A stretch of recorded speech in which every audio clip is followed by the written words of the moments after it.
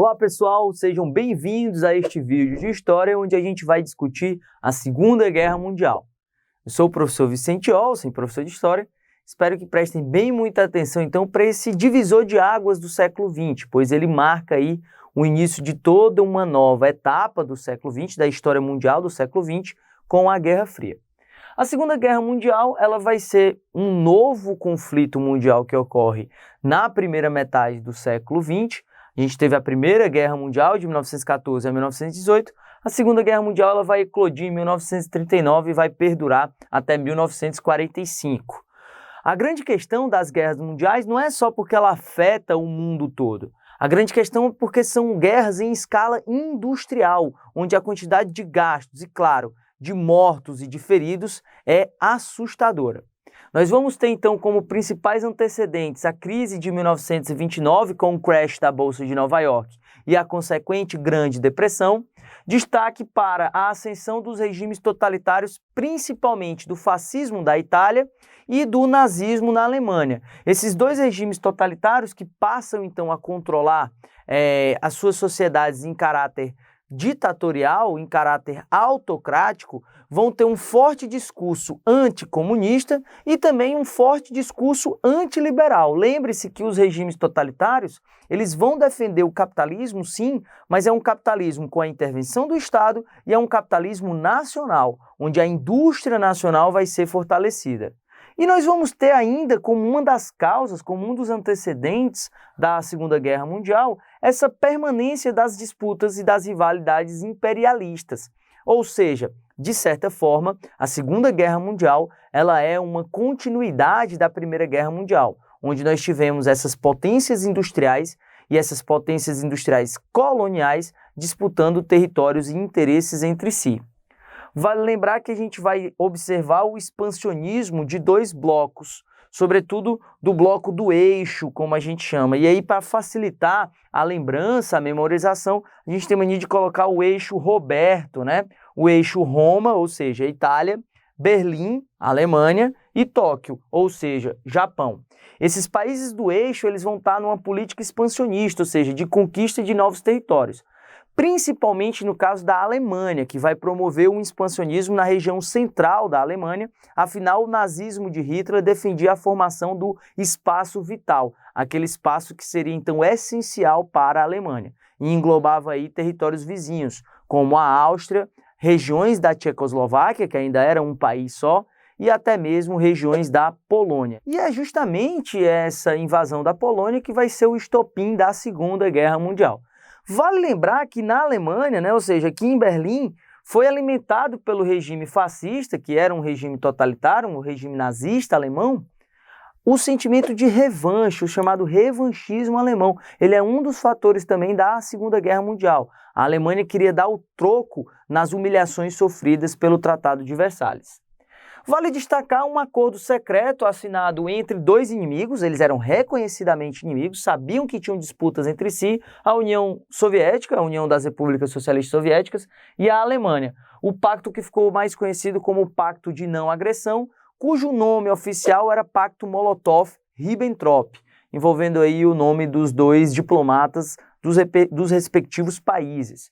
Eles sabiam que eram inimigos entre si, sabiam que ambos tinham interesse na Polônia, um país formado pós Primeira Guerra Mundial com territórios que eram do Império Alemão e que eram do Império Russo, mas eles sabiam que ambos os lados eram fortes. Então, em 1939, eles vão fazer esse pacto de não agressão, onde eles reconhecem suas diferenças, mas concordam que um não vai atacar o outro.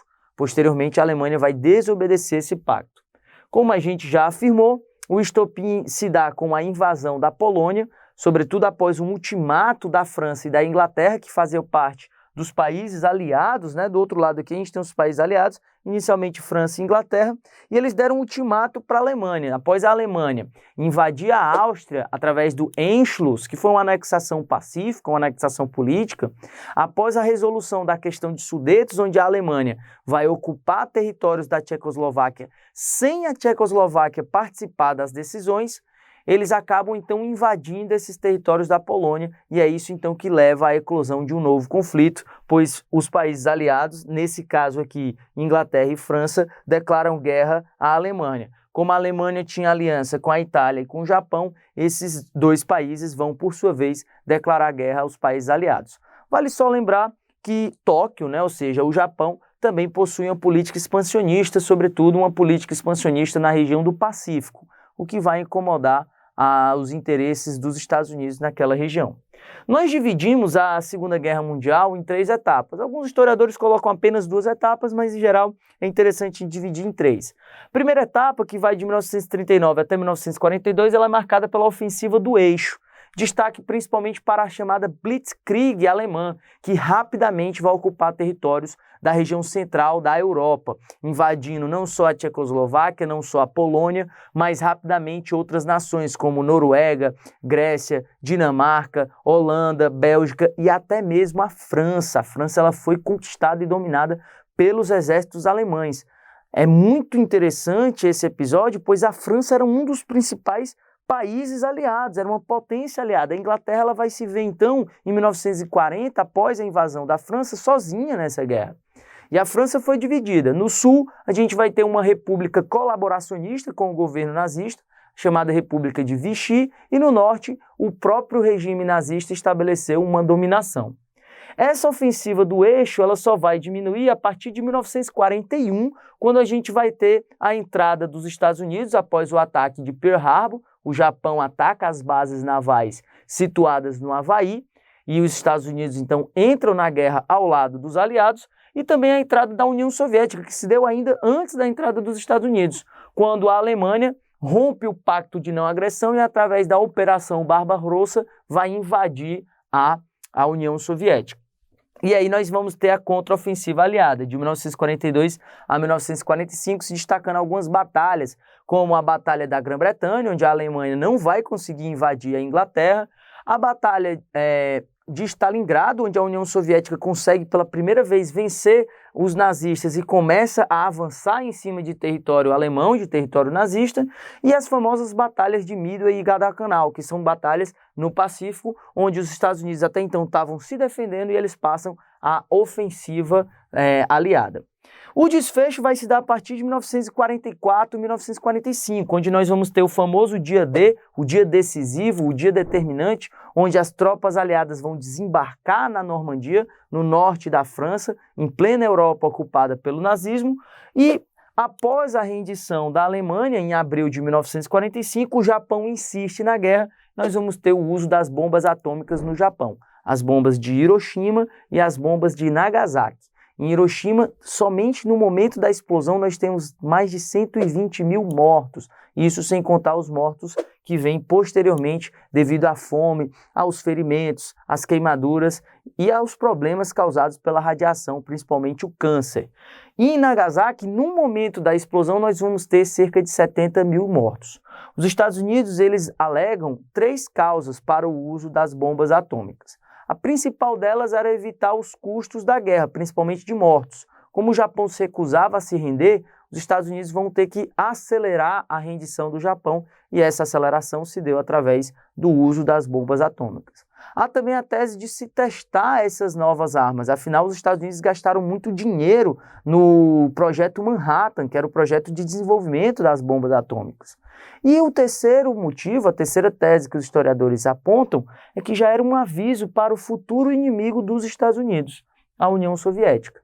Sim, União Soviética e Estados Unidos estavam lutando lado a lado contra a Alemanha nazista, mas eles já estavam pensando no pós-guerra. As principais consequências, então, dessa guerra que marcou a história da humanidade: mais de 66 milhões de mortos, inclusive a maioria civis. É uma guerra que matou mais civis do que soldados, do que militares. Há o terror do Holocausto descoberto na medida em que a Alemanha foi sendo derrotada. Nós vamos ter aí a descoberta dos campos de concentração. Inicialmente, os campos de concentração eram trabalhos forçados, realizados principalmente pelos judeus, mas também por ciganos, eslavos, comunistas e homossexuais. A partir de 1942, Hitler transforma boa parte desses campos de concentração de trabalhos forçados em campos de extermínio, com a chamada solução final. Como é que eles iriam então matar a maior quantidade de pessoas possível, utilizando a menor quantidade de recursos, através das terríveis câmaras de gás. Esse holocausto nazista chocou o mundo todo. E nós vamos ter o pretexto já, as condições já para a Guerra Fria, marcada pela bipolaridade entre as duas superpotências que ascendem pós-Segunda Guerra. De um lado, os Estados Unidos liderando o bloco dos países capitalistas, do outro lado, a União Soviética liderando o bloco dos países socialistas. Vai ser um período, então, novo na história da humanidade, marcada por essa bipolaridade, pela corrida nuclear e pela corrida espacial, bem como pela criação da ONU e pela divisão do mundo entre esses dois blocos. São esses, então, os principais aspectos da Segunda Guerra. Espero que tenham gostado, pessoal. Bons estudos e até mais. Até a próxima!